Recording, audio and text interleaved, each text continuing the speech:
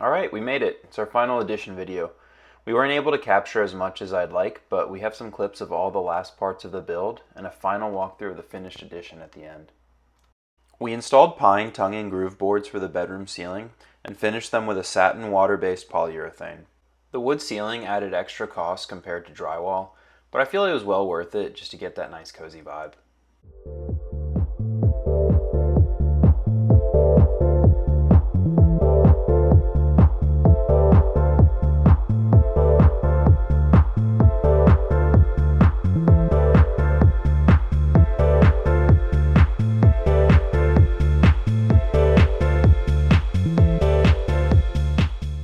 We threw down some LVP for flooring, which is a breeze to install, and it's pretty affordable.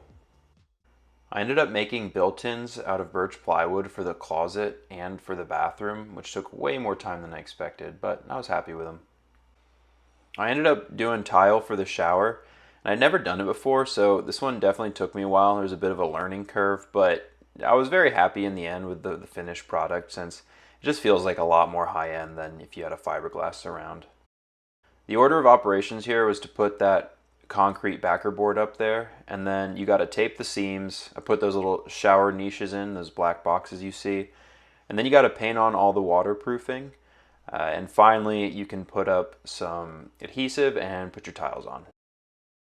To install the tile, I marked out a level line and then installed 2x4s on the wall with their tops at the height of one row of tiles off the shower base.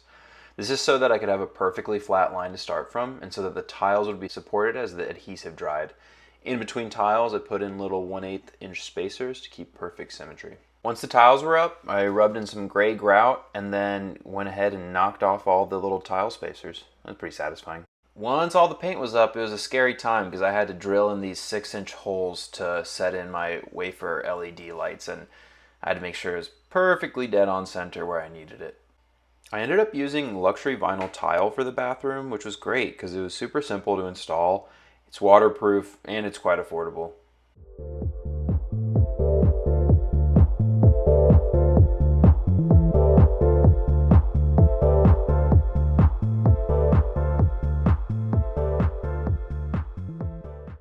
I couldn't find many final clips of me installing finished electrical, but this gives you a good idea of the process that it took to go around the house and install outlets and then put outlet covers on. Nothing too exciting to see here, but it was truly satisfying being able to put the finishing touches on the electrical and be so close to the end here.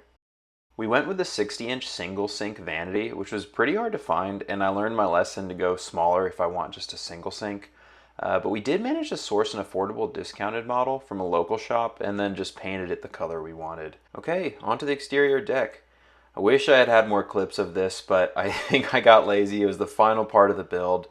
You can see me here building out a little crawl space access. And then I made the deck about 200 square feet. There's access on 2 sides.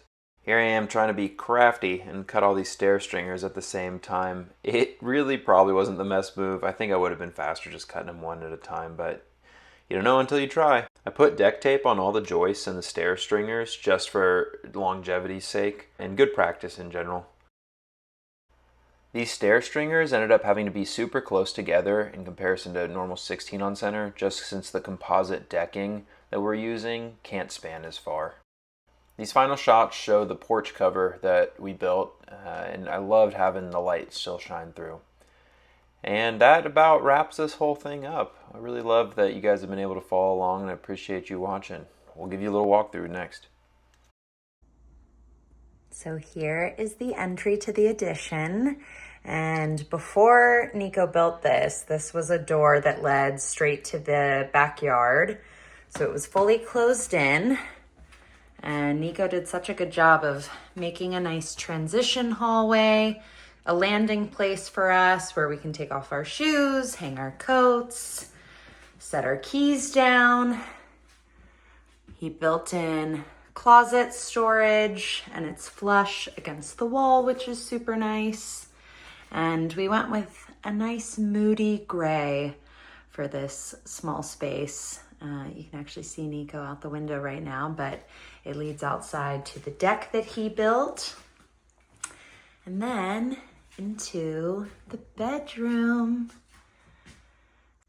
I'm really happy that we went with this tongue and groove ceiling.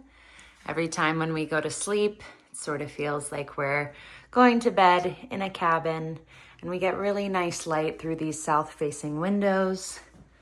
So it's just a great cozy vibe in here.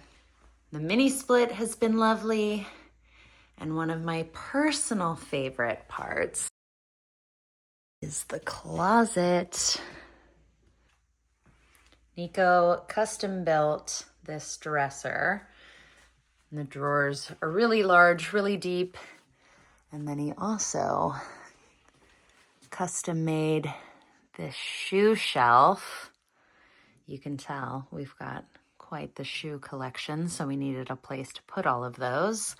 And during the build, I realized I need somewhere to put my dresses, so we actually carved out space for those. We've also got the backlight for the shoe shelves, which is a really nice touch. And sometimes in the mornings, you just want a nice soft light as you're getting ready. So that's it with the 2 lights, and there's just the backlight. And we wanted a pop of fun color and design in this space, so we went with this nice wallpaper. Plenty of space, his and hers, shelves for clothes. We've kept the room pretty clean and minimal in terms of design and, you know, paintings and everything on the wall. But again, I'm just so happy with how all the colors and everything came together. And then we have the bathroom. Again, a beautiful custom built closet right here. I won't show you everything behind there, but we got laundry and toiletries and all that. And then the gorgeous shower and the vanity. This shower has been so incredible. We have another bathroom in the house with a tub, so this is just a large shower space with the marble tile, pop of blue backsplash in the shelving units, a really large vanity.